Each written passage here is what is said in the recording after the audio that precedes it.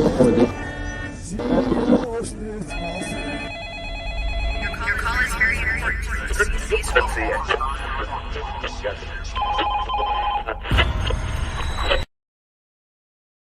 Do you want weirdo or do you want itchy?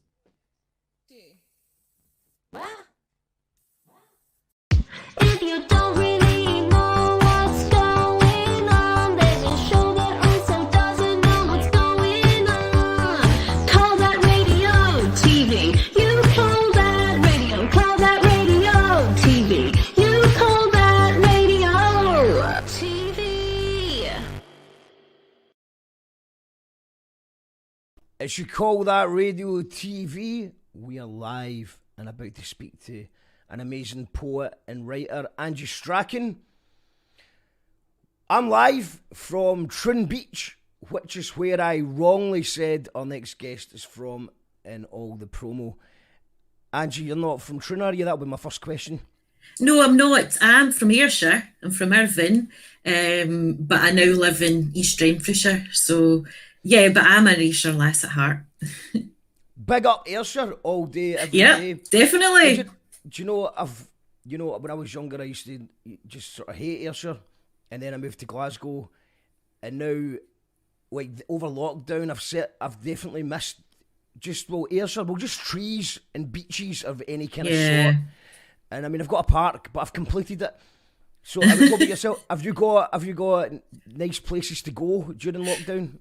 Yeah, well, there's a wee forest walk down the road at Greenbank Gardens, which is lovely. So I take the dog there, but the dog and I are really missing the beach because I go down to Ayrshire quite a lot, at least once a week, to go to the beach. Because I think if you've been born and brought up by the sea, it never really goes away from you. But I do like being here because it means I'm close to the city for poetry gigs and stuff like that, and it's not that hard to get home. But yeah, I miss the beach. Well, the breaking news is that Scotland's just lifted its travel ban as of Friday. So that was just announced, if you haven't heard. So I think that for visiting people outdoors and for exercise, it's all legit and above board now. Superb. So that's some good news, and hopefully there's more of that stuff. I can see everyone in England just showing off their frothy pints of beer, though. We've not got that yet. Yeah. We're going to need to wait a bit longer. No, not yet. So let's just talk about Angie, just as well, like, to give you an introduction as well. Like, I think I first came across you at a poetry night of some sort. I've seen you a few times now. Yeah. But I think it was the Scottish Slam Championship or something like that. Yeah, I think that was 2019. It was a couple of years or so ago. Yeah. Yeah, 2019. And I got to the Scottish Slam finals, and I mean, part of my whole shtick is one of my poems was called "Never Won a Slam," and I was always bitter about it. And when I'd get beat, I'd kick over tables and smash the place up, smash the joint up, and rage. Yeah. That I didn't win. But I'm only joking, obviously. But I remember you beat me, and I was like, that's fair enough. And it was like, also in the Scottish Slam finals as well, I was supposed to be on holiday and actually changed my flight, so it cost me money to change my flight so that I would do the Scottish Slam. Oh, no. And at the last minute, I changed. There was someone on before me who did a funny-ish poem, and I'd heard a tactic that someone had told me or had said online, that if someone does a funny poem before you should do a serious poem, if someone does a serious poem, you do a funny poem. Ah, right, okay. So it was, I tried to game the system, so I changed from what I had in my head to something else, and I was really quite bad at it. I mean, it was something that, you know, I thought I had memorised really well because I'd done it so many times, so I thought I could just click into it, but it was actually quite an intimidating venue, the theatre, and seeing everyone sitting there, and obviously I've played to big crowds in my band and stuff. Yeah. There was just something about being there on stage yourself and seeing everyone there. I kind of basically shat it, and I didn't do very well. Well, it is really frightening, but one thing about that stage is it's something I always wanted to do. So I was really, really excited about it. And it's still one of those moments that's in my head, you know, that will be with me forever, is standing there and you just see like the bright light in front of you, and it's all dark everywhere, and it was just like an amazing moment. I absolutely loved it. But you did beat me. You beat me in the slam that you got through to the slam champions, and you beat me. And they asked the audience for their points, and it was my friend Diane that gave you 10 points. Oh, was that the nicest sleazies one? Aye, that's right. All right, yeah. Because she gave you 10 points. I'm like, you're supposed to be my pal. Well, but she says, oh no, I couldn't have not given him 10 points. He was off again. well, that one, I think I kind of pulled in everyone's guilt strings because we were doing it was a class thing. So I was kind of playing the class card, and which normally would, I mean, that's how I beat Layla with a one, oh yeah, she's brilliant. With a one line poem. A muscle relaxant is a muscle relaxant. So I think it was kind of rigged in the favour. I think everyone in the crowd wanted the working class to win. And also because I had a poem about how I've never won a slam, I think I was pulling on people's emotions. Yeah. So I don't think it was a very fair one, to be honest. But poetry slams are never fair. They're not fair. Oh, no. They're just, there's not really much rhyme or reason to them, but they're fun. You know, it's not like one of these, the Scottish poetry scene, I've never found it to be like cliquey or bad in terms of like if somebody really wants to win the slam, they'll soap the stairs or something like this. You know, put lactose in your beer. There's nobody that does that. They just all want everyone to do well. So it's really good fun getting involved in it. I have a good laugh when I do it. Yeah. See, I mean, that's generally been my impression of the poetry scene as well. Yeah. But I hear there is a lot of cliques, and I hear a lot of whispers about certain people and certain things. Right, yeah. But what I've found is that happens in every scene, from the punk scene to the indie rock scene and what I just like to kind of peek my head into scenes and you know. So I think if you just sort of peek your head in, what's happening here? Everything is just generally quite friendly. I think it's when you try and climb the ranks, which some people do. Some people do take things a bit seriously and try to ascend to the top of the poetry charts, and that's when maybe bad things happens in scenes. But when did you start doing poetry? When did that turn into doing? I'm assuming that you started writing for a while, and then you've given it a shot. So tell us about that. Well, I kind of started to write on and off when I was about 38. So I'm 45 now, so it's about 7 years ago.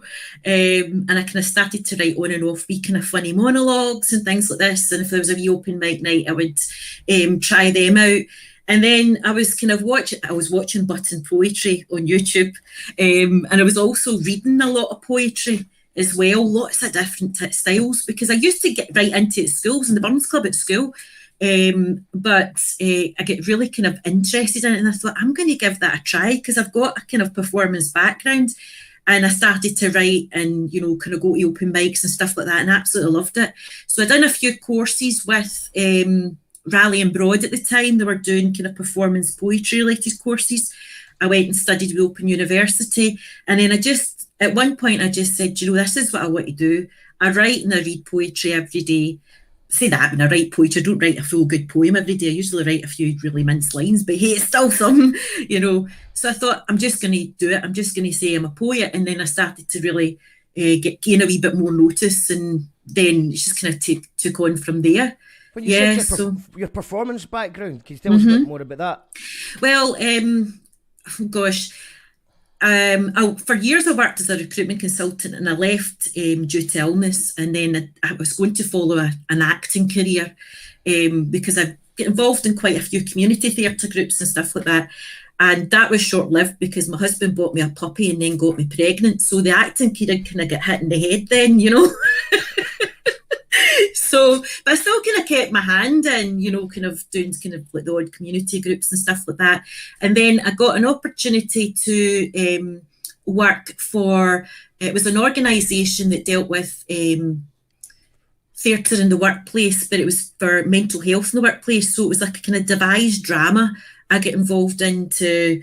It was a kind of different way of teaching people in organisations how to deal with mental health in the workplace. And I played a cleaner in that and stuff like that. And I really quite enjoyed it. And then I thought, I think I'm quite good at the performance side. I think I'm better at performance than I am at writing poetry. But I enjoy both of them. And I really enjoy performing my own stuff because I think I get a bit more from it because it's like, I wrote this is mine, whereas like if I was maybe in an Arthur Miller play and I played a character, I'm kind of doing it to their kind of specification or the director's specification, whereas with this I can do whatever the heck I like, Well, I suppose you understand exactly what every word means. I mean, I've done a very small amount of acting, but when you're reading other people's words, it's just you don't always know what they meant by it. So I suppose that's the job of a director or someone to explain it to you and stuff. But if it's your own words, then you can do them the way they're meant to, the way what they sounded in your head. You can do your best to replicate that. And I think what we're going to do just now is hear one of your poems. Yeah, okay. I mean, just for people that maybe aren't aware of your work and stuff, so it'd be nice to hear. Okay. Well, I can do the one about the seagulls because that's my most popular poem. So I can do that. I've got this another one. It's not a go like that. It's not. It's like that. Aye, it's like that, bam. It's that bam. This one. It's that that bam there. That one. That one. And that one's just chilled. Chilled. I think that one's just been stuffed and sat there for a. It's already had its fish supper. Okay, Angie, take it away. Okay. Then we'll talk about gulls. Okay. And this is called the Ayrshire Seagull Massacre. I remember that day when we went on our first date to the beach. Romantic walk, holding hands, drawing love hearts in sand. I knew you would get an erection because I wore my posh Wellingtons for this special occasion.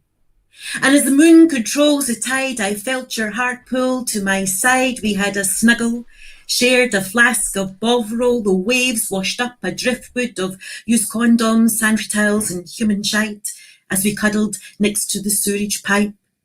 And floating in the wind through a guy of gulls with his discarded crisp bag, ducking and diving in a bird-like grace, it hissed my face. I released my hat and shook my hair in slow motion like that woman in the shampoo advert, because you're worth it. You wrapped your arms tightly round my back. It was so cold. It made my nipples stick out through a padded bra, an ironed jumper and an anorak. You looked at me through your soggy eyebrows, wiped a rogue snotter from my nose and said, Angie, do you fancy a fish supper? I winced because my mascara had run and I looked like Alice Cooper. I said, I'm on a diet, so can we share it? There was something lovely about sitting in your car that cold, wet Ayrshire day, salt air, chapped lips, feeding each other chips, a wind-nipped cheeks, a rosy glow, the heat from a fish supper steaming up the windows, listening to the radio as the rain pelted off the roof of your Volvo. I looked at you. You looked at me. We looked out to the sea.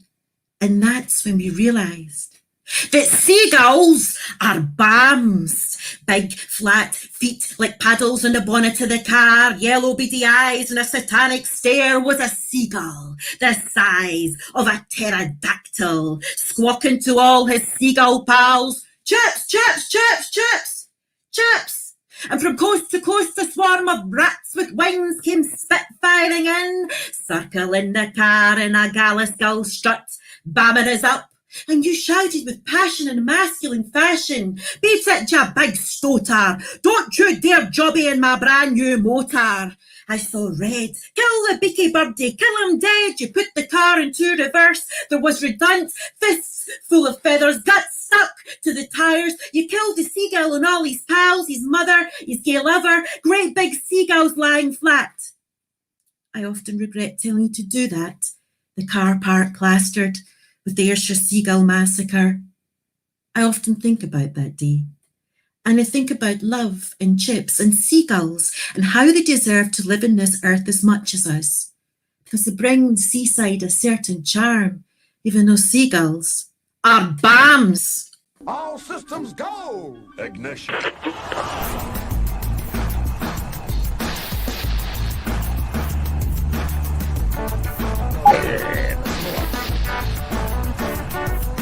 What is that?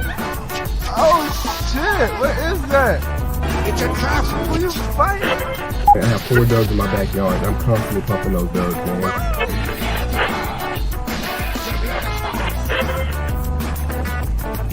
It's good that people are getting bammed up again because we've not had enough of that. We've not had enough of that. We've not had enough of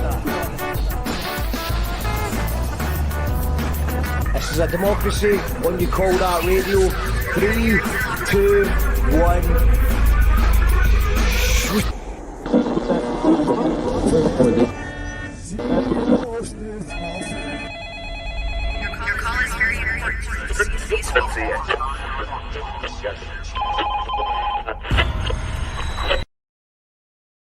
We are live with Angie Strachan, live from Trim. We're talking about seagulls right now. If you want to watch the rest of the show, then you need to go to YouTube. I'll put the link in the comments here. I'll put the link in the comments again. So, yeah, because we're on Facebook, we're on Twitter, we're on Twitch. But if you want to watch the rest of the show, go to YouTube. So, buy Facebook and buy Twitch and Twitter as well. So, we're just on YouTube now. And it's a great poem. And it's something that, you know, you have heard people saying that seagulls are bums. When I was looking for a picture of the gull, it came up with a Guardian article that said, seagulls are misunderstood. Now, I haven't read the whole article. Do you think that maybe seagulls would be less annoying if they had like a cute meow, like, you know, the way a kitten's like, wow. Yeah. Rather than this, Yeah, they are quite aggressive sounding, aren't they? But it's really interesting because one of my friends used to live in Mulgai and she said she saw a seagull trying to steal a cat. And you think, seriously, he was trying to steal a cat. But yeah. Allegedly, maybe the seagull just wanted to take the cat on a wee adventure, like, you know, you get in cartoons like two animals just go on a wee adventure together. Yeah, so it could be that. I mean, I've had my fair battles with seagulls myself when I was a little kid on a ferry going to Ireland, and a seagull took my sandwich out of my hand, and I think actually my dad got a picture of it that does exist there. Of the moment, and obviously I was terrified because I was only a wee guy, and like it just swooped in and just grabbed my sandwich off me. Yeah, and it's interesting whenever I perform that poem. It's one of those poems I like because it's one of the ones where people come up after it and talk to you and say, "Do you know what? But a seagull stole off of me," and stuff like this. And it's usually Greg's pasties and sausage rolls, and in Dundee they're particularly aggressive. They like pies in Dundee. I'd probably go, and an ingin and a no, and an ingin and a no. That's another poem. It's also worth pointing out as well that when I don't know where I was, but I was on holiday anyway, and I seen a gull over there. I mean, I think it was a seagull, but it just looked like they were having a much better life over there, a better time of it. Yeah, they had a nicer complexion, you know, like moisturising and stuff like that. Rosy cheeks and stuff, man. But I think it was obviously as a result of our terrible diet in Scotland. Yeah, they are just eating kebabs and chippies and stuff. Yeah. They're probably not meant to. No. I wonder, like, this is going to sound terrible. I'm sorry to any kind of vegetarians or vegans out there, but I wondered, like, if you ever had to eat a seagull, if it would taste like chicken or fish.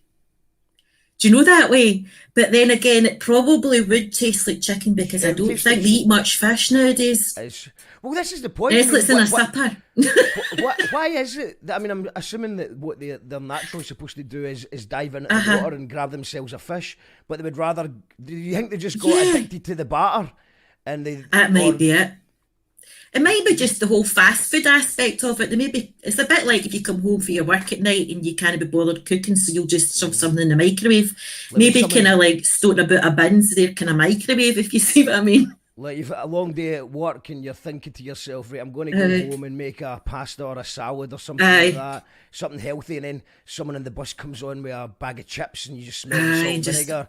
So the Seagull's on its way to catch itself a fresh salmon or something, but then it just smells the batter and it's like, you know what, I'm having that. I'm just going to eat his chips instead. I'll start the I diet think that's tomorrow. it. I'll start the diet tomorrow. And then one more treat. Mikey Renshaw's in the house. He says that was class, Angie. Oh, thank you. Aria says that was outstandingly funny, word weaving, well enjoyed. That. Oh, great. Big Al's in the house. Hello, Al. Good to see you, man. The polar bear himself, who's caught. I'm sure he's caught a few fish in his time. And Susie saying, "Oh, I mind the Seagull one. Saw you on a Zoom poem slam." And also saying, "I've got a seagull called Screech in my story, Huffy the Heron. I mind this poem fair made me grin. Thank you, fair glad I tuned in." Yes, Susie does kids' books on nipnebs.com. If you should, everyone should check that out. I'll look that out, actually. Yeah, just going back to the point about Zoom slams. So, have you been quite active, even though it's been lockdown? Have you been doing Zoom performances or slams? What's been happening? Well, I've kind of attended a few kind of creative writing groups in Zoom to keep me writing, because with the kids being off school, it's difficult to get the headspace to really do it. So sometimes if you kind of booked into a wee creative writing group somewhere, it kind of keeps you writing, you know, because you're saying, just don't come near me just now, you know. But yeah, I've done a Zoom slam, couple of them, and I was in the Zoom championships, and I didn't do as well in the Zoom one as I did on stage, and I think stage is more my environment than the TV or a screen, but it's dead weird. Mm-hmm. It's changed. It has changed things because, like for example, if you on the stage, you can give a performance that everyone can see. Yeah. When you're limited to just a sort of head, so there's going to be people that have got very expressive faces that are probably somehow doing better. Also, people cheating by reading off their screen because there's no way to tell if someone goes up, because we think we obviously, well, I know I do prejudge someone who reads from the paper a little bit. I try not to, because at the end of the day that's their choice. I'm not going to get into the whole page versus argument. I think you should be able to do what you want, but for me personally, I've always, if I have to, I try and memorise it in order for it to be ready. I have done it once or twice reading off a page, but I think that probably the reason I don't like doing it is I've got terrible handwriting, so reading it off a page would probably just make me more nervous, and I don't think it would flow as well. Yeah. Sometimes it really depends how well I know the poem, you know, if I'll read it off the page or not, because there's some poems now that are, you know, absolutely etched into my memory, you know, because I've performed them so often and I've read them to myself so often. But yeah, it's interesting. But I think the reason why Zoom, I don't get as much for Zoom, is I like performing, and when I'm performing live, you feel some sort of energy from the audience, whether you think, oh, they're not kind of liking this, or, oh, these guys are really kind of connecting with me. You know, there's that aspect of it you don't get through a computer screen, because sometimes people, like if I'm performing on stage, I try and look at the eyes of folk, because I must be weird that way, but I like that. I like being able to look at the audience and kind of like see them smiling or kind of yawning or whatever, because I get something from that. But for Zoom, I don't. Absolutely, I agree with that, and I think especially with spoken word, so I kind of dive in and out of it, so I can get quite competent. See, if I do like 3 or 4 gigs in a month, I actually feel myself getting better at it and quite good, but then I don't do it for about 6 months and then I get shite again. It's about the crowd reaction, because when someone laughs at a line, it reminds you to just take a pause and slow it down. While when I'm just reading poetry and there's no crowd reaction, then I'm just going to just go very fast and just rattle through it. And it's good that, I suppose it's good that the creative writing workshop you're talking about, I quite like the idea. I've not really had much time to dive into that, but I know that Becky Wallace has been doing a good singer-songwriting that's really helped people. Yeah. Because right now I'm in the middle of recording an album, and it's just been I've just been writing down random bits and bobs, and I've just given myself the goal of one song a day, and just, the album's finished. And rather than being scared of the fact that I'm talking about stuff that's current, because I used to talk about topical stuff all the time, and then it would go out of date. So I'm not doing that anymore. I'm going to try and keep things a bit vaguer or a bit open. But this time I'm embracing the topical aspect. It's going to make sense in a month. It's going to be out of date by the summer, and I've just made peace with that fact. But it means in 10 years I can go back and listen and go, what was I actually thinking in the pandemic? Not revising history to what I actually thought. I'll have to eat my own words and embarrassingly cringe at some of the things that are probably completely wrong. But then again, I suppose sometimes you just kind of have to go with what's coming out at that particular time, because sometimes I think, oh no, I overthink things too much, and then nothing gets done. I think you're better just to kind of go with what comes out and see how it goes. So you can maybe surprise, if you... Jackal Trade's got a history of talking about topical stuff, so it'd be really weird if I just brought out a love album and didn't ignored the elephant in the room. The big, massive elephant in the room, just didn't mention it. Ali Grant's in the house. Hello, Ali, good to see you here. And I think it's time for another poem. What have you got? Right. Did you say you had a poem about Alexa?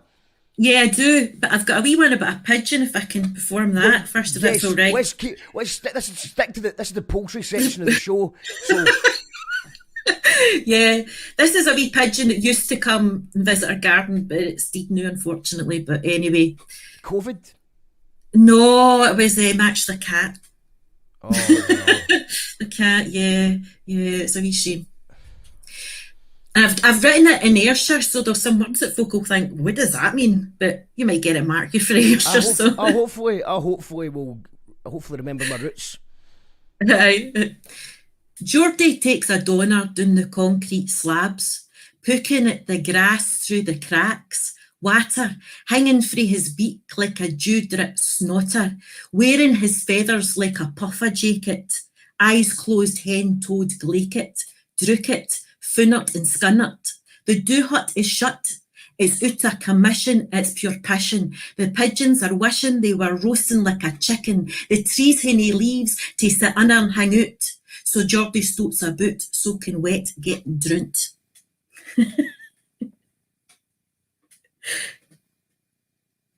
Hello?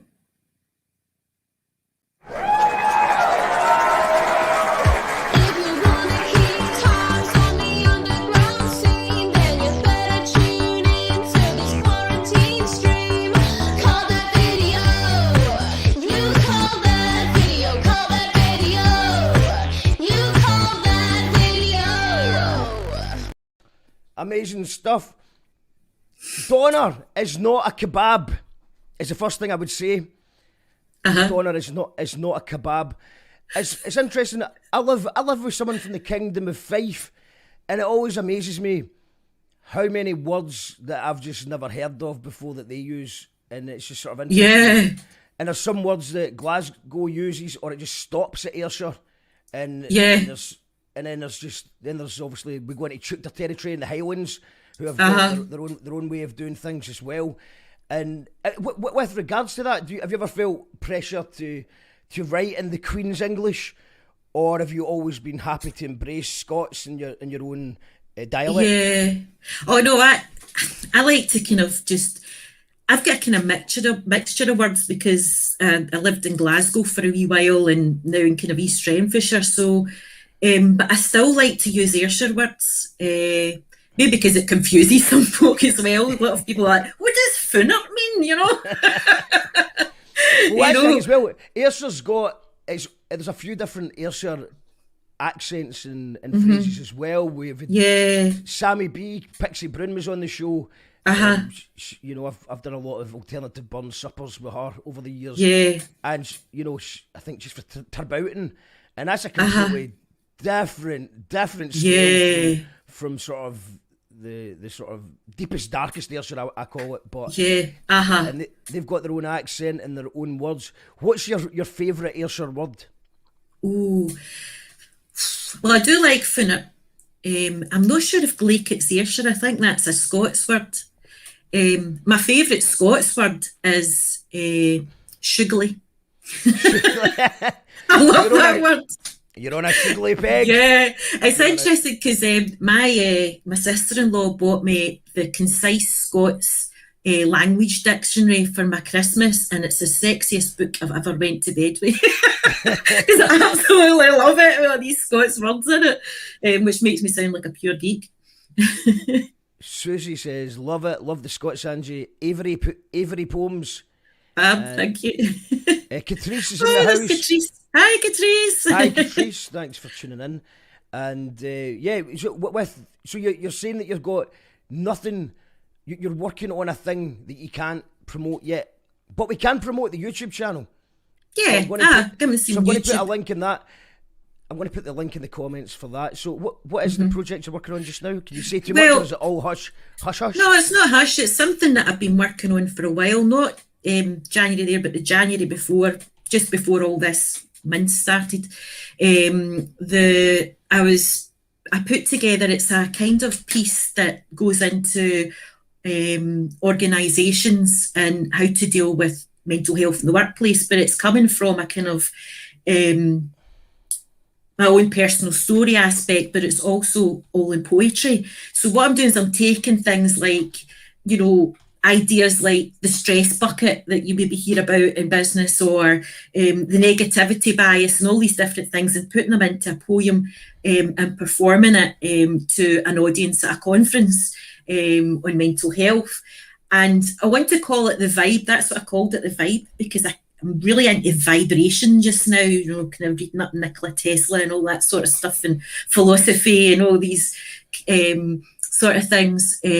So it seemed to go well, not January there, but the January before, when I performed at the Edinburgh City Halls for the Head Torch mental health event. And I want to really work on that, because I think I've got something there that's a wee bit different. It's not necessarily, it's taking poetry or spoken word into a kind of different environment, which is good. And it's also promoting mental health, which would be fabulous as well. So watch this space. I'm looking at getting that together. Watch this space, or watch this space. I put the Thanks, YouTube that's link. great. So there's a few yous watching on YouTube just now. So I'm assuming you have a YouTube channel, you have a YouTube account. So click that link just now and subscribe to Angie's poetry channel. Superb. That'd be a good thing to do. And I suppose it is interesting taking poetry into a new audience. Yeah. The amount of times I've heard about people bringing a friend to a poetry night, maybe because they're performing at it. Usually it's the most common reason that someone would go to a poetry gig, and they'd be like, really? You're a poet now? Really?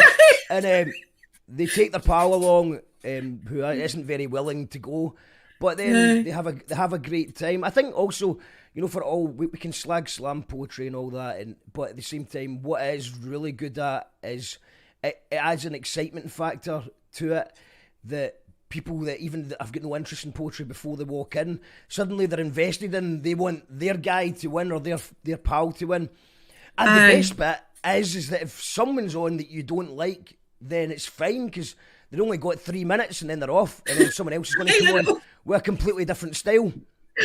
Yeah, that's true. But yeah, I think there's something really special about bringing somebody to poetry that said, I hate poetry, because I think, at school you get taught how to write poetry, in a certain way, and I just don't feel comfortable with that. I think you should just pick up a pen and paper and do what you like.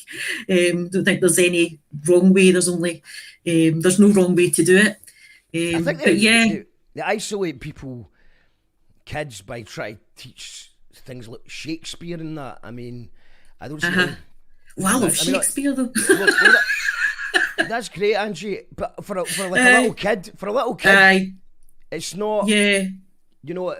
It's just difficult to get your head around it. It's difficult for me to even get my head around it now. Yeah. So for a kid in Scotland in 2021, and it's like, I don't know. What's your favourite Shakespeare? Maybe I should give him another chance. Macbeth. I watched that. I've seen that performed Yeah. live. I think it was at Oran Moor. Yeah. Something like that. And I mean, I was impressed by the acting skills and stuff. But once again, I was probably too young to really get my head around it. But it's good when they try and, kind of move Shakespeare into something that's a wee bit more contemporary. Like I went to see, I can't remember where it was. It was one of these outdoor garden things, Romeo and Juliet, and they set it in like nowadays, so the kids were really quite funky and stuff like that, and into rap and all this sort of thing. So that was really quite interesting, and I enjoyed it. But there was years ago I went to the Tron to see Macbeth, and they set them all as gangsters, and it was kind of more like kind of film noir type thing, and that was really quite good, but it was quite disturbing in some parts. I'm like, actually, Macbeth is really, really dark. But yeah, I do enjoy it. And I read a lot of different types of poetry as well. I don't have any particular favourite style or anything. I just like to try it all out and see what it's about, really. I think you said earlier on, I don't know if it was before we went in there, but you said earlier on that you just try and write something every day. Is that kind of your tactic to do it? So you're not, you don't concern yourself too much with making it right, just getting something down on the page. Yeah, a lot of the times what I write is mince. A lot of the times it's, I like to do stream of conscious where you're just kind of writing anything. And it comes out like, I've got a wee book that's an Alice in Wonderland book, and it is, the poetry's just as weird as that. It doesn't make any sense, it's like, jumpers chasing cats and things like this, But what I do is I use that, I build a well. So the more kind of like wee notes that I make, or lines, or kind of daft, kind of wee, kind of few lines of things, then later on when I go and sit down to write a poem and I say, right, this is my time to really go for this, I've got stuff there to work on. I've got like inspiration there that I've already been working on, but it takes me ages to write a good poem. I've been to workshops, just come off with them at the top of their head, and it's like perfect. You're like, how do you do that? I bow down to your superiority, and I'm like, but for me it takes ages, because the Seagull poem, that ruminated in my head for like about a year, and I'm like, I'm going to have to do something about this. I had seagulls or bams was the line that kept going around my head, and I had the vision of these seagulls that I saw at Trin Beach and all the rest of it. And I had to one day just say, right, you've got to write this poem. And I sat down, I plugged my earphones into my computer and listened to soundscapes of seagulls going, rah, rah, rah, and wrote the poem. And it took me 2 hours, to write it. And it's changed and tweaked a wee bit since then. But it takes me the creative process for me is kind of, and it's always developing at the moment. I've learned to crochet during lockdown. So when my brain isn't in writing mode, in terms of when I can't really focus, I sit in a crochet and then I come up with an idea and I write it down.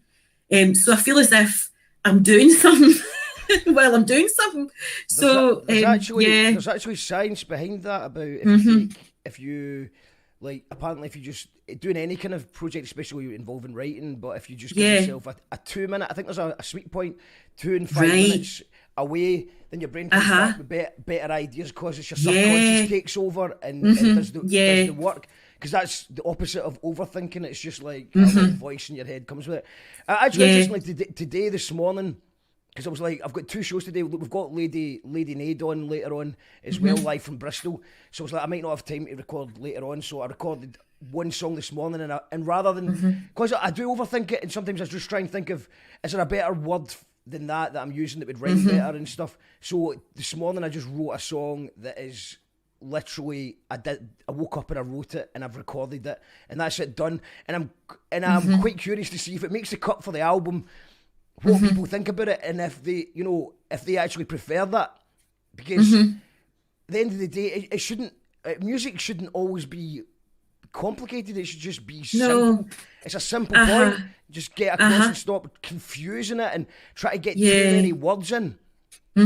I think for me, for a while, I wasn't able to write much. I still would do my wee kind of lines and stuff here and there, but I wasn't able to really get to the point where I had something composed that I would like to stand in front of an audience and perform. I wasn't seeming to manage to get to that point at all. And a lot of that is because I started to take it all too seriously. And I started to just lose the whole beauty of being able to play, just to go, well, I've got a shed now that I use to write in so that I'm away from the house. And it's lovely to go in there and just have a play around, and we're singing it, and I cut out words from newspapers and hide them about and stuff like this. It's weird. It's just an actual process of just getting a chance to just have a good laugh about it all, because if you take it too seriously, it comes out dead serious. Do you know what I mean? It doesn't, it just seemed so contrived what I was writing because I was thinking too much about it. I'm trying to get that balance between serious songs and some daft ones in there as well, which kind of throws off the balance of the album. But I just think it's too much. Nobody wants to hear 16 tracks of me moaning about how bad things are. So it's quite good to just have. Well, I don't know. You've got a good fan base, so it's a niche within a niche. But I think if it's having. I like the idea of taking people into the darkness but bringing them back out with a bit of humour or a bit of joy, because it's quite dark times. So let's just have a laugh as well. There's not enough of that. Susie Briggs saying subbed. You've got a new subscriber. Thank you. We've got Lindsay said she'd listen to Akala talk about Shakespeare and hip hop. Oh, yes. I do love Akala, massive fan.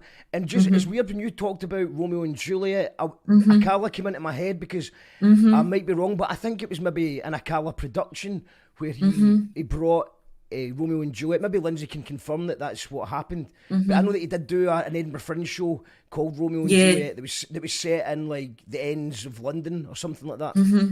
Yeah. I would appreciate that. I'm going to listen to Akala talk about Shakespeare. I'm sorry to any Shakespeare fans. I'm not dissing William Shakespeare here. I've heard he's good. It was as a child. I don't think it's the right way to get people into poetry. But there's lots of people doing good stuff like I know that a Beer Jacket and did a hip hop debating society. Where he brought in Dave Hook and Loki and stuff like that to the schools, and people would just say, argue over a point, for or against, and the kids who normally struggled at English actually excelled at it, and they loved it.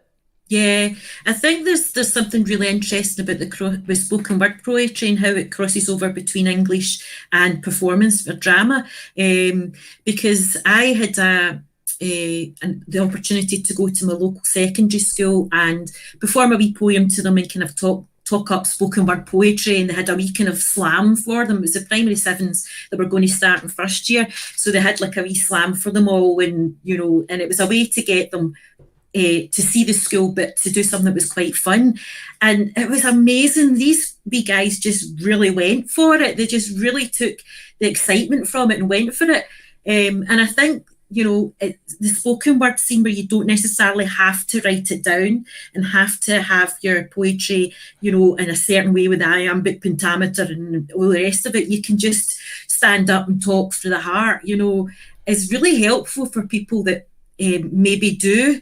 have learning differences in terms of how they learn from, kind of written words. But it was really good, and at the end a wee girl held the door open for me and she said, "Thank you, that was so inspirational." And I'm like, my job is done. I don't need to do anything else now. It was amazing. Oh, that's brilliant. It seems like there has been a bit of a change in the way that younger people look at slam poetry. I think because of the advent of YouTube, and obviously there's lots of really flashy American slam poets. So I think that, and that's great. I mean, obviously it's not my cup of tea, the guys that I'm thinking of, but it's great that younger people are looking at that and going, "Oh, that seems quite cool to them," and hopefully it's a gateway. Obviously, the more people writing poetry and performing from an early age is definitely a good thing for the scene as a whole. It's great. It's interesting. My wee girl, she's 15, and she thought that because her mum was doing poetry, even though it's spoken word poetry and stuff like that, she's like, oh, you know, my mum's doing it, that's not cool. And I'm like, it is, it's really cool. If you come to these events, it's really cool. And folk go to festivals and they're poets and all the rest of it. And she's like, not really, until that guy won America's Got Talent. And she's like, oh yeah, it's actually quite cool now, you know, but because her mum's doing it, it's like, oh. Yeah. Who was the guy? Who was the guy that I'm not even aware? I don't know. I don't know. She told me I wasn't listening.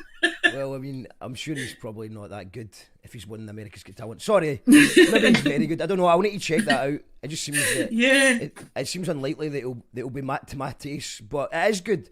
And yeah, like you said, festivals as well. Like there's I feel that a bit that way as well about people that play in brass sections.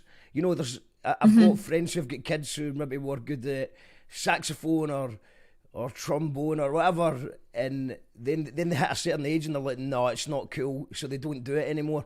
But then you see, when you go to a festival, you've got all these amazing bands with brass sections who are absolutely smashing it in front of 30, 40,000 people. And, you know, when a kid sees that, they're going, oh, maybe actually maybe I should rethink this. Yeah.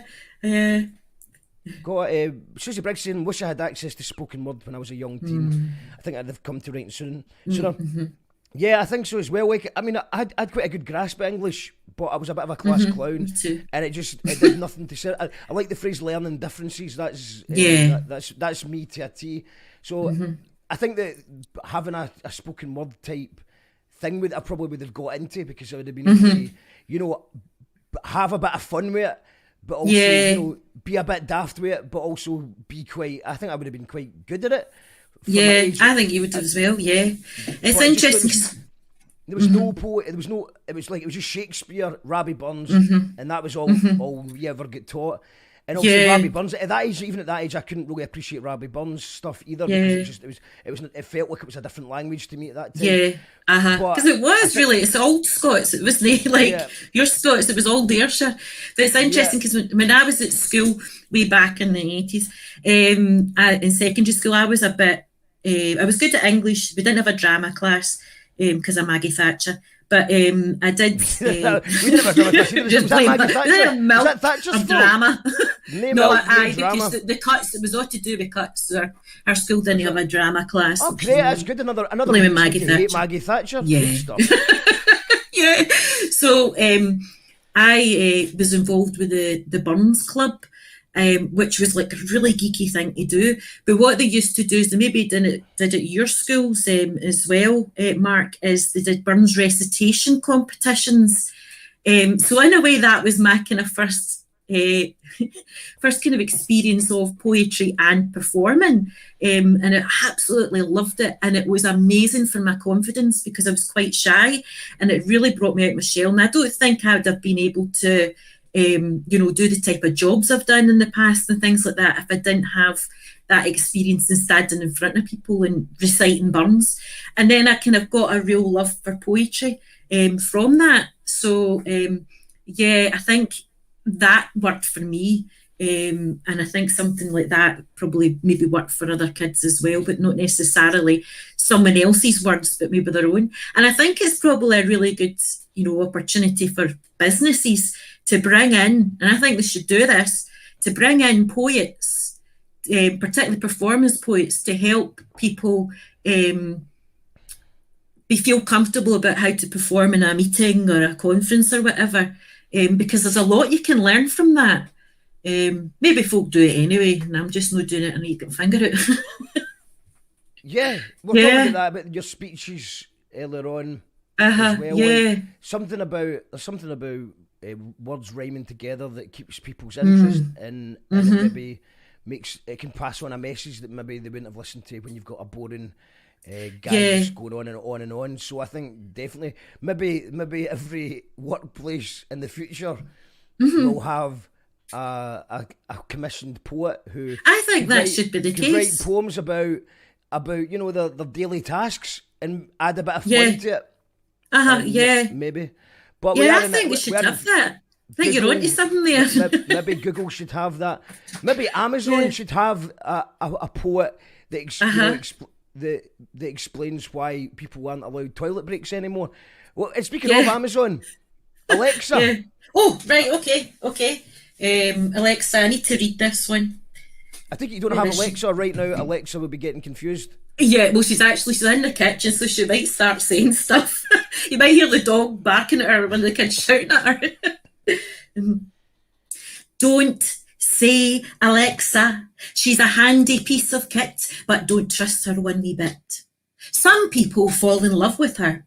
Peter met her over the internet while searching for life insurance. He was seduced by her flashing lights and artificial intelligence, attracted by how she was so knowledgeable and had a sexier voice than SatNav or Google. She would dim the lights, tune in to Barry White, advise on a good bottle of wine, give him her recipe for coq au vin. They had fun playing bingo and roulette. Her 7-minute workout made him sweat. She made him laugh with her knock-knock jokes, predicted the weather and the football scores. He had met so many interesting gadgets before: a Filofax, an electric toothbrush, an Amstrad CPC 464. He talked about her anywhere and everywhere. Alexa was one kinky piece of software. But then things changed. She said she was having problems understanding him, couldn't connect to his Wi-Fi, didn't listen to what he was trying to say, started talking to the TV, demanded more space on his mobile for her app, would only work with appliances that were smart. She got fed up of him asking her questions. She said she was treated like his personal assistant. Don't say Alexa. She's a funky piece of kit, but don't trust her one wee bit. She's an evil genius, mischievous. She'll add miscellaneous items to your Amazon basket. You'll get deliveries of a gimp mask in a shell suit. She'll order a pineapple pizza, a taxi, book you on an excursion to a fish factory, recommend Brexit as a conversational topic for a dinner party, send an abusive text to your ex, tell you look good in spandex, tell inappropriate jokes in front of your mother, post your STD results on Twitter, randomly turn your lights off and on, torture you with the complete hits of Celine Dion. You will shout, Alexa, stop it! She will say, I'm sorry, I didn't quite understand that. You will scream, Alexa, self-destruct! She will say, boom, I'm sorry, that didn't quite work. You will swear at her, shake your fist at her, pull the plug from her. Don't say Alexa. She's an intelligent piece of kit, but don't trust that bitch one bit. Heed the warning of the late Professor Stephen Hawking on humankind's growing dependence on artificial intelligence. For today's digital novelty may be tomorrow's threat to humanity. Don't say Alexa. She knows your algorithms. She knows what you're thinking. She sends your secrets to Amazon. Don't say Alexa.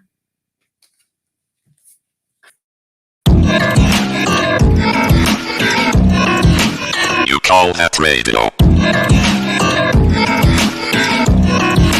You call that radio TV?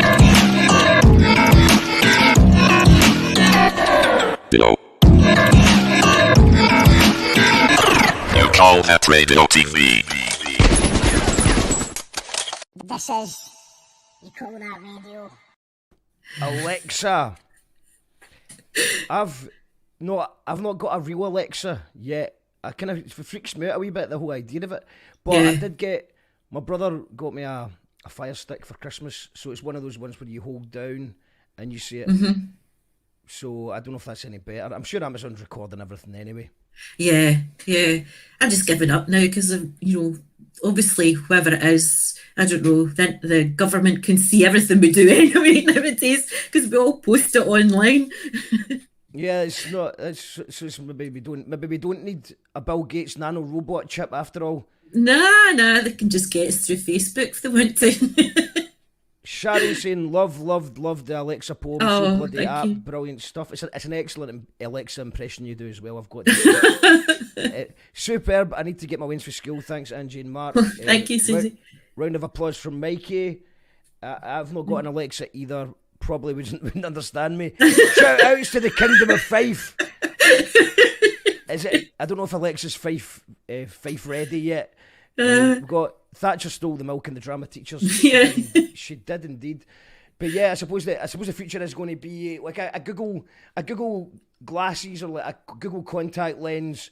Yeah. And I think that's where we're going, and it'll just be recording everything that you see as well. And yeah, I mean, I suppose they'll get everyone to sign up to it because everyone's sick of having to remember 10 passwords. Oh, that's a nightmare.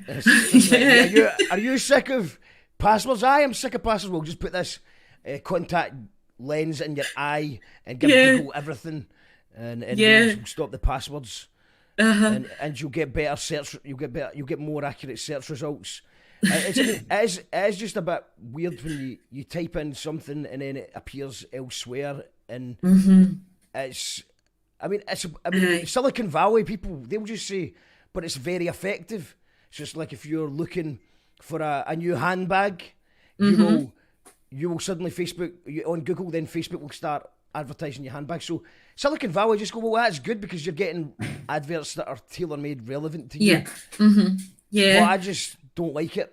No, I'm not keen on it either. And I'm not keen on the whole, tapping thing as well, because I think that's really easy to kind of, for them to know about absolutely everything that you buy. They probably would know it without the tapping, but it's also so easy for you to spend more money. It's contactless. Yeah, and I had a poem called "I Will Never Think." Oh right, I need to look that up. And then the pandemic hit. I lost my bank card, and without asking me, they sent me a new contactless one. And to be fair, it has got its benefits, but I don't know. I just don't. I mean, I've just given up. I think it's all going contactless now. I mean, there's lots of shops that we've got that don't accept anything but contactless now. So I don't know if this is the end of cash. I know. Is this the death of cash? I know, it scares me. Not actually seen real money for a while. I know. Not that I would normally have real money anyway, but do you know, just the actual process of I'm not seeing a tenner. I've not even seen a tenner for a long time. But it means that if that's the case, and if you can't have like real cash, like physical cash, if you don't trust the banks or whatever, there's nothing you can do. You can't keep it underneath your bed or whatever, your life savings, because everything's going to have to be run by the banks and the governments. They're going to know absolutely everything about you. Anyway, this is me kind of going off, back here with all my theories on conspiracy and stuff. Well, it's good. I like a conspiracy theory as well. I mean, I was the skinny called me a conspiracy theorist once. That's the only time I ever talked about me. But it's strange because I thought I was into that, and then the last year, people who have never been into conspiracy theories in their life suddenly just went off at the deep end, and that Donald Trump's Jesus and all that, and I'm a sheep. I'm mainstream. I believe mainstream media because I don't think Donald Trump is Jesus Christ. That's a real conversation that I've had. Do you think Donald Trump? Do you think Donald Trump's Jesus Christ? Well, he thinks he is, I'm sure. I'm sure he thinks he's the Messiah. He's been brought back to save America by making it great again, but he's obviously failed at that. Maybe he needs to go back to Jesus school. Yeah, I think you missed a bit, Donald. You know what I mean? You missed a bit. Maybe need to go back and... Well, actually, don't go back. I think he is planning to come back as well, so hopefully not. Well, tonight... On the show, we're going to go live to Bristol to speak to Lady Nade, who's an amazing indie folk Americana songstress. She's absolutely brilliant, as recommended by James from Bristol, who told me to get her on the show. So I asked her, and she said yes, so I'm really excited about that one. And also, what else we got coming up this week? Tomorrow, at this time, we're having another... Lindsay's saying that... What was it Lindsay's saying? Lindsay's saying, I am enjoying... Love the afternoon shows, great distraction from work. Thanks, Angie. It does seem to be the folks skiving from work that tune in the afternoon. And then I think everyone else catches up later on in the week. So I'm glad you're enjoying it. We've got another afternoon show tomorrow as well, which is Chris Tate. So I'm looking forward to that. Another a poet, writer as well. So we'll have more chats tomorrow. And then at 7 o'clock, some Glasgow rock royalty, the Primevals. Who have been smashing it since the 80s. They're going to be on the Wednesday. We've got Ferocious Dog, amazing band. They're going to be on at 7 o'clock. And then Jim Monaghan's back with You Call That Politics Education with a panel of guests as well. And next we've got Captain Hot Knives. We've got lots of stuff happening this month. Maybe not quite as much as last month because I am trying to get an album finished. So that's why there might not be quite as many shows as there was, because last month we did 26 shows, which is a bit mental. Oof. So, oofed indeed. So Angie, I've put the YouTube link in the comments for people to add. So that's the link here. Give Angie a sub right now. Subscribe to Angie. Also, Facebook, Twitter. These are also good places to find. Yes, I'm on Twitter at Angie Strachan 75, and I'm on Facebook at Angie Strachan Poetry. Amazing stuff. Well, thank you very much, Angie. It's been great speaking to you, and hopefully see you in the real world soon. Yes, hopefully. Look forward to it. Do you know what I think that we're going to get? I mean, I think I'm hopeful that we're going to be able to do some outdoor poetry stuff. Anyway, so I'm hopeful over the summer we can get a wee gig somewhere in a beer garden somewhere. That's what I'm aiming for. Yeah, so, definitely. Yeah. My expectations are a lot lower than they were this time last year. Now,